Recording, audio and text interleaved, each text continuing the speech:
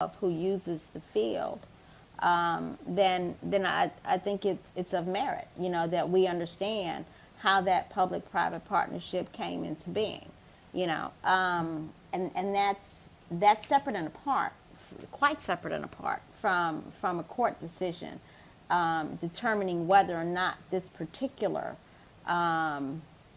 selection was appropriate. That's not the question. The question revolves around how public-private partnerships come into being, because it seems to me that feeds into the appropriation issue. The ability of this partnership, whatever the partnership is, to actually go forward with the promised amount that they either can raise or pledge to raise, falls directly back on the appropriation process. Because if those promises aren't able to be realized, then the county government has an additional issue to deal with. And that, of course, dovetails into the selection of materials process, because how much the thing will cost will depend on what materials are selected. So while these are all separate issues, definitely, they all play a role in the ultimate question of how much the county government will have to pay. And just to clarify on the issue of the alternate infill, as you mentioned, that certainly could have a cost impact. It will be difficult to know what the cost impact is until a little bit chicken and egg, until we get through the bid process.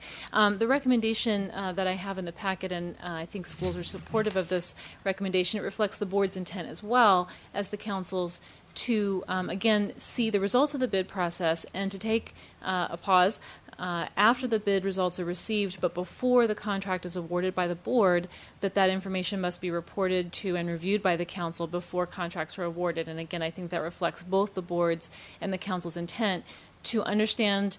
Again, at that point, we'll have the additional information of the durability and performance of the field that we're able to research. We'll certainly have more precise cost information. And then the council can decide, as can the board, the sort of cost benefit of either increasing the appropriation to go ahead if necessary with the alternate infill, or again just determine how to proceed at that point. It would give time to reevaluate the appropriation if necessary. So, okay. What I wanted to do before I turn to Councilmember Andrews is just staff had highlighted a little bit about what the recommendations are. So, Ms. McGuire, if you just wanted to highlight what the recommendations are, we kind of jumped a little bit ahead, which I think is fine because, everybody pretty much knows kind of, we've read this, we've talked to the media about it. There's a lot of discussion that's going on about this topic. So from that standpoint, I don't know how much more of the background we need as far as what we're going forward. So Ms. McGuire and then Councilmember Andrews. Sure, I'll just summarize briefly. Thank you, Mr. Rice. It is summarized for you on page 4 of the packet. I'll run through it very briefly. Again, in council staff's view, this proposal is consistent with the approaches and other policy approaches that the board and council have endorsed up until this point with the fields. So council staff recommends approval of the CIP amendment and supplemental at this time. I would recommend, as we just discussed, that the council include language in the PDF, again, indicating that before contracts go forward, the board and council need to review the results of the bid before contracts are awarded. And then again, in addition, during the design and engineering process that will be going on for the next few months, council staff, MCPS staff, and also Park and Planning, which are very important partners with us in this, will be working to identify, to bring back additional information that the council's asked for, information about the preferred use partnership agreements generally, research on the performance, durability, and cost effectiveness of the alternate infill, and then information on maintenance practices and other information on the performance of the current fields as well, again, just to look at the lifespan and maintenance practices on our current fields at the same time. And our intent would be to bring that back to the council in advance of your review of the bids in the likely late winter, early spring. Is that correct, Mr. Song, time frame? Yes. Yeah. So that's the recommendation before you. And then, again, it would be tentatively scheduled for council tomorrow. Thank you very much, Ms. McGuire. As always, a very thorough packet. You've addressed many of the concerns that you heard from the public hearing, so I appreciate you incorporating all of those things into these recommendations. Councilmember Andrews. Thank you. I wanted to ask Mr. Song, what if the goal were to be completely done with the field by 10 p.m. In terms of the field being closed up for the evening, what time would the game generally need to be completed by for that to be done? There's not a lot of downtime of the field. By the time school's out and done with physical education curriculum, the athletic event starts and practices starts throughout the weekdays. And typically the school athletic practices and events go all the way up to about 5:30. And typically the partnership hour starts at 5:30, if not at 6. So there's not a lot of gap between the time that school ends to the partnership begins. Right. So we have to make that, if we were to calculate that and say, well, we're going to allow 2 days out of the week during the fall season and 3 days a week during the spring season, it's just pure mathematical calculations to come up with how many hours that partnership can have. So this model, again, has been worked well for Richard Montgomery, Walter Johnson, Thomas Wooten. So we have partnerships that were able to fit in and be able to adjust their hours, be able to fit into our school schedule. Mm-hmm. Right. What's the limitation currently, though, on when the fields have to be, the partnership has to be done with the field at the end of the evening in these other? Currently at 10 o'clock. 10, I see. Okay. And typically, then, if your goal is to have the field closed up and secured and so on by then, how much time do you need in between when the game is done and the field is? It takes anywhere from half an hour to an hour in order to clean up the facility and prepare for the school day next day. And again, not just because they have up to 10 o'clock, because most of the use during the weekdays are for practices, sometimes they don't go up to 10 o'clock. But they, by contract-wise, we need to look at available hours that they can use. So it's something that we'd like to, again, see if we can do it early, but mathematically and contract-wise, it's going to be very difficult if we were to limit them to, say, 9 o'clock or 8 o'clock. It's not going to add up to the hours that we're going to need for the partnerships use. The reason I'm asking is I think and I'm trying to get inside the head of the community here, but I think one of the major concerns is noise late at night, noise after when many people might be sleeping on a weeknight. And so I sense that you're sympathetic to that concern and are working to address that in that, because I think that is one of the major concerns that the community has about this, not the field itself. They live next to a field now, right. But the use later than 9 o'clock or so on a regular basis, I think would be something that would concern. Right. I think most of our school facility use and the user group recognizes that, respecting the locations that they're holding their events. So typically during the weekdays, there is no loud amplifier, microphones or music's going on until 10 o'clock.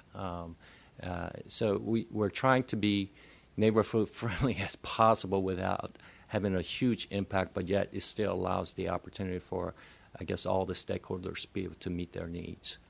So that's our goal.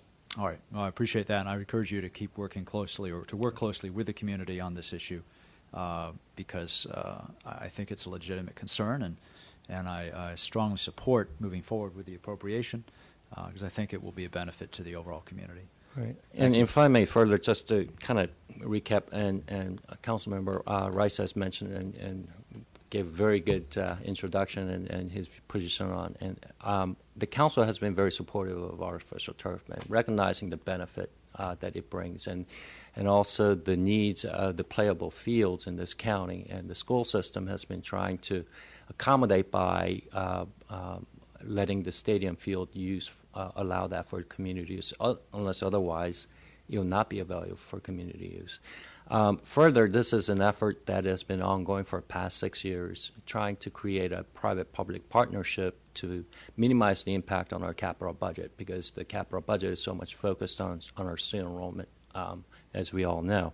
So this has been a very challenging process every single field that comes up that has been both physically as well as the environmentally and health, and that we're all trying to address. And in that, we appreciate the council's support and the position that it has been. The question that Ms. Branson raised about the procurement process that you're so concerned or have questions on, I just want you to know that the bidding off of or buying off of existing bids is actually an indicator that we're doing our due diligence in trying to get the best product for the best price as we can. Just for example, just to reiterate, the last field that we installed at Thomas Wooten High School, we actually bid it the whole project out. The price came in at $1.8 million. And we have rejected that bid, and we have rebid it through utilizing the contract, the bid that we have with the Keystone Purchasing Network, and we were able to bring the price back down to $1.3 million using the same product. And that's a $500,000 saving if we were not to, if we were not a member of Keystone Purchasing Network and we had no choice but to award the contract to the low bidder. That was $500,000 saving there alone. The other question that came about on a public hearing that I think we need to clarify, and there was a comment that was suggested that we are spending more money than other districts who are using the same Keystone Purchasing Network. And that's erroneous information that we need to clarify. One, it's not an apple-to-apple comparison. Somebody who look at the bid, the field turf in itself is artificial turf, but there's a variety of different models. It's not just one kind. And somebody to quote one product that is the lowest cost compared to what we purchase and saying it's the same thing is not really giving you the accurate information. The product that we install in our school, we wanted to make sure it is the best product, is the most safe product, and is going to be the most, that's going to have the longest longevity in terms of what we get back in terms of the investments that we're going to make. So I've shared that information with your staff. I hope you have a chance to take a look at that. Furthermore, the buying off of bids, it has many more benefits. It's not just an indicator. We're doing second layers of investigations to see where we can get the best bang for the buck here. It is the most efficient way of doing it because it has gone through the layers of bid process through other governmental agencies already. And in order to do that, we always prefer to bid out projects ourselves first. And if the price is not within the what we estimated, we always check for other bids that are in line to make sure that the contracts that we are awarding is in alignment with what the current trends of the market is. So necessarily bidding is not always the case. But again, that's why I think this state law specifically allows this. And also the Maryland state government agencies who audits our report has came out that this is one of the best practices, as well as the county audits has also recommended that this is acceptable practices. So I want you to know we're doing our part in terms of trying to get the best product in the best price as we can. Thank you very much, Mr. Song. Councilmember Branson, follow up. Yeah, thank you. I didn't raise any questions about your bidding off the schedule, so I don't know why you think I did, but I certainly didn't. I did procurement for well over 10 years in the federal government, so I'm fully aware of schedules and what that means. But since you brought it up, I guess Keystone Purchasing, is that through Pennsylvania? I'm not sure where it's affiliated, but it is it's sort of Pennsylvania, sort of the Keystone State. So I just kind of I would made assume that so, leap. but yeah. Right. So I guess if in fact, one of the things that I am quite aware of is that in Pennsylvania, the legislative branch did a survey of did a report of its strategic sourcing initiative, which I assume, if in fact this